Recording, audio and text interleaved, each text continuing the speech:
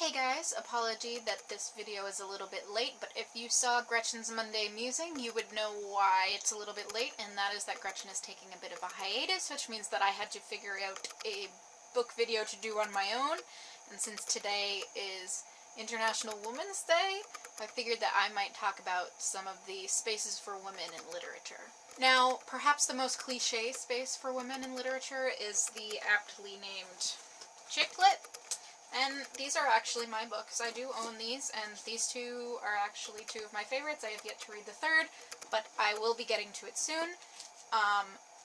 They are books that have female protagonists that follow female issues, and therefore it is fluffy and considered literature for women only. That's slightly a problem.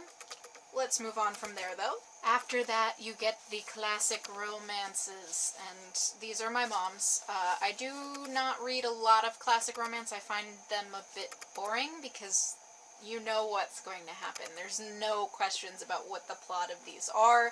Even if there's sort of some niggling things going on around them, you know what's going to happen in these, and that's no fun for me, so I don't read these very often. However, a lot of women do. They're pretty cheap, you can buy them in the grocery store, and you get something satisfying out of that. Although I don't yet at my age, there is something in these types of books that is extremely marketable and works for all women, pretty much. However, the thing I mostly want to talk about today is my own sort of guilty pleasure, although I don't know whether it should be guilty or not, and that is paranormal romance. Now, yes, it is in the romance genre. However, because it is paranormal, it often has a plot outside of the romance, and that's what keeps me interested. Either a larger story overarching that goes through the world, or the plot in the book itself has both romantic and traditional sort of fantasy plot points going on. A lot of the ones I'm going to be talking about are actually urban fantasy as well, and some of these are found in, like, the fantasy science fiction section instead of in the romance section, but some of them are straight up in the romance section of your bookstore. I'm going to be talking about 4 authors and 5 series that I really love and would recommend. I have been reading these since high school. I started with Dead Until Dark by Charlaine Harris, which is the first book in the Southern Vampire novels series. Also the inspiration for True Blood, if you watch True Blood. So I started there and sort of got hooked on this thing. It was like an adult version of Twilight, which was more realistic and less preachy in some aspects, but not others. I had a friend and her mom who read a lot of paranormal romance, and they started suggesting series and authors to me, and these are some of the ones that they talked about. The first one I want to talk about is A Hunger Like No Other by Kresley Cole. Now, I have read all of Kresley Cole's books in this series. I think it's called the Dead Until Dark series. I'm not positive on that. In any case, there's some problems with this series in that it can be a bit rapey at times, depending on the guy involved. And I do think that as the series goes on, it gets better. And that's less of a thing. The other thing that's slightly a problem with these is that it's kind of repetitive, like that thing that I don't like with romance. All of the plots are sort of like the same plot, with a few very key exceptions that I love, that are very different stories and have a lot of character-based development and things like that. So, I would definitely, if you are interested in this, maybe pick it up sort of later in the series. There is an overarching plot in the world, but other than that, each of the books is on different people in its own sort of space, and then maybe go back to some of the earlier ones, because it can leave a little bit of a bitter taste in your mouth. This series is set in a world where supernatural creatures exist, but they are unknown to humans. This includes vampires, werewolves, witches, demons, ghosts, all of these things, and Valkyries even. The main plot of these is usually Guy has some sort of weird supernatural connection to woman and finds out that she's his mate in a way, and then the woman is sort of fighting that, trying to avoid it, but over time they fall in love with each other. That isn't always the case, but it is often the case, which, like I said, can be a bit rapey, but other than that, the world is really interesting. Some of these creatures can turn other creatures into a weird crossbreed. So there's these things called dampires, which are demons who've been turned into vampires, and they're sort of considered dirty half-breeds, and there's interesting dynamics in that. And the overarching plot with the whole series is really interesting, and I can't wait to see how that culminates, because I feel like it's gonna be soon. If you like vampires, I would suggest the Dark Hunter novels by Sherilyn Kenyon. This is not the first book in that series. I don't have the first book in that series because, again, this is one of the ones that I borrowed from my friend, so I think this is the third, actually.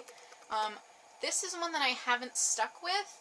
There are a lot of books in this series and I kind of got bored with them, which doesn't bode well, but there are some of the ones in this that I really love and remember and care about and still have on my bookcase for that very reason.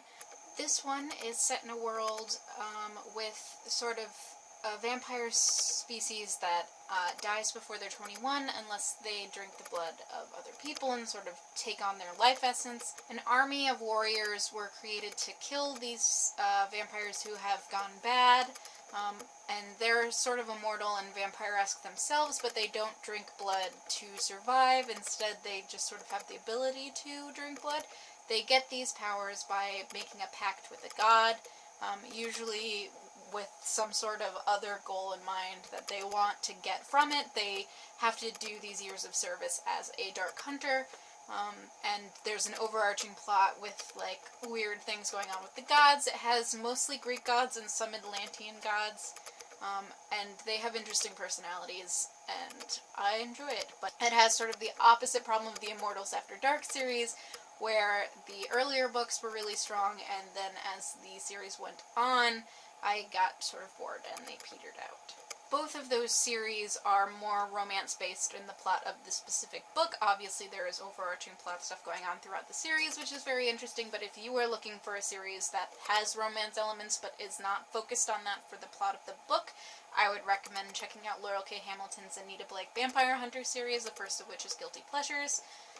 Small disclaimer, pansexuality in here, polygamy in this series. If those are things that bother you, maybe don't pick this one up. However, that stuff doesn't start showing up until like halfway through the series, book 7 or 8. It doesn't even have sex in it until like 4 or 5.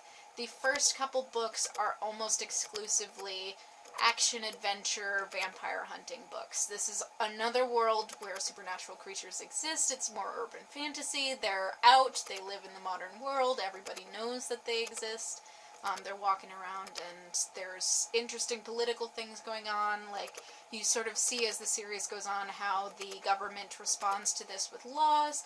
At the beginning of this book, she's basically a vigilante who's able to go and murder vampires. As the series goes on, she basically becomes a U.S. Marshal and is actually a government official charged with killing supernatural creatures who have multiple offenses or are sort of serial killers in certain ways. And that's really interesting about this, is that these have murder mystery plots. They have action, adventure, shooting, violence, dudes' heads exploding, things like that. If that sounds like something you would really enjoy, I would pick up this series. Now, if you are not so much into the vampires, Laurell K. Hamilton also has another series. This one's the Mary Gentry series. This one has to do with fairy lore and, like, Celtic fairies, traditional fairies, the Seelie and the Unseelie.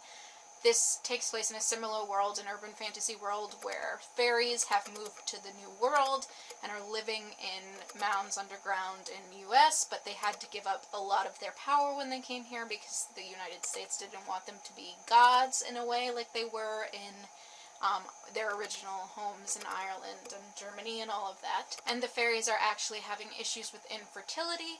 This follows one woman who is actually a princess in the Unseelie court who has been exiled to Los Angeles. She works as a private detective and does cases mostly involving fae-like elements. There's also a mystery element to these, but this one starts out with sex, starts out with the polygamy. There's no pansexuality in here, no lesbianism. As far as I can tell, it's all women, one woman with multiple men, but if you prefer fairy lore or haven't tried fairy lore and would like to, I would recommend trying this one out. I really care about it, and the newest book that came out in this series broke my heart because one of my favorite characters died, and It was so well done, and she's just one of my favorite authors of all time, if not my favorite author of all time, so definitely check this one out. The last thing I have on this list is definitely going back towards those original ones where it's more romance-based and not plot-driven. However, it's also not vampires. This one is by Gina Showalter. It's called the Lords of the Underworld series. It is based on Greek mythology now. These were the immortal warriors who went and opened Pandora's box. As a punishment for that, they have a demon housed within them that sort of dictates how they live their lives, and this is watching them fall in love with the people that they're meant to fall in love with, and having to work around the fact that they always have to lie, or they have a rage demon inside of them and they get very angry, or they give diseases if they ever touch anybody with their skin. So those are slightly interesting problems to have to face in a relationship. Other than that, I have not read all of these. I sort of picked up a couple when my friend lent them to me, and then grabbed the books that had to do with the characters that I really liked when they were introduced to me. I'm not sure what exactly I didn't like about these to, like, read the series as a whole, because I do find the world interesting. It might just be that I am not the biggest fan of Greek mythology, and while I find the idea of having a demon inside of you interesting, it maybe wasn't enough of an overarching plot overall to keep me interested in the world and not as attached with the characters like I was. So I picked up a couple books for my favorite characters and read those and really loved them. But if you prefer something like this, maybe pick this one up. Now, I'm sure I've been talking for a long time, and I have shown you a couple of the series that I really love and still have on my shelves, despite cleaning out a lot of the stuff that I read in high school, because I don't read it very often anymore. I've moved on to more literary fiction. But I wanted to talk about sort of that thing where I talked about it as guilty pleasures, and how all of these different genres that I mentioned at the beginning are sort of considered lesser or weaker genres in literature because they are aimed at women primarily. Because erotica and romance and urban fantasy and paranormal romance all have this element of sex and relationships at its core. Even chick lit to a lesser extent does, but chick lit is usually more focused on female relationships, as in friendships, or female problems and struggles that go on. They do often have romance elements because women are the more emotional group, but all of them have this sort of, it's not literary fiction, it's not high fiction, it's not even considered in the same league as science fiction and fantasy for the most part, which, because it's primarily aimed at guys, somehow lands above it, even though I think that they should really be on the same level of something created to be enjoyed, just for a different reason. Obviously, there is a systematic oppression of women that's going on in this idea that anything that is targeted for women would be lesser than anything that is targeted for men, and I don't think that's the case. A lot of those chick lit books would be a good crossover with literary fiction, not all of them, but a fair many. Also, women are primarily the reading audience, I would say, because boys aren't encouraged to read. And if you want to hear more about that, you should watch Gretchen's video on YA for boys, or why there is no YA for boys. But in any case, I find it interesting, and this is a discussion that I want to have with more people. So if you have an opinion on female spaces in books, if you read any of these genres and sort of feel guilty about it, because I don't talk about these books very much because they have sex in them, and they're not as plot-oriented, and they aren't moving in the same way. In any case, I want to have a discussion about this with more people, so if you have any thoughts on this, please let me know. If you read any of these genres, let me know what you like, what you don't like, why you think that these are considered lesser, because I do really love a lot of these books, but I don't talk about them in the same way because their writing isn't the same, and they're just not perceived in the same way. It's sort of looked down upon, and I think that should change, but I'm not sure how to change it. So if you have any thoughts, please, please, please leave comments down below and share this video so that more people can get involved, because I really want to get to the root of this. It's something that confuses me, and I don't know. I just think that it's something that needs to change. That's all I have for you guys. I will be back soon with another book review, hopefully, and maybe a new Flicks episode, because I did just get Room on audiobook from my library, which means that I can listen to that and then watch that movie that just came out on DVD, so we shall see what happens there. I'm not sure when I will get that done. You're gonna be stuck with just me for a while, because Gretchen's going on spring break, and she's gonna be road tripping around California. I'm super jealous. But I hope that's alright and you don't mind, and I will talk to you guys soon. Bye!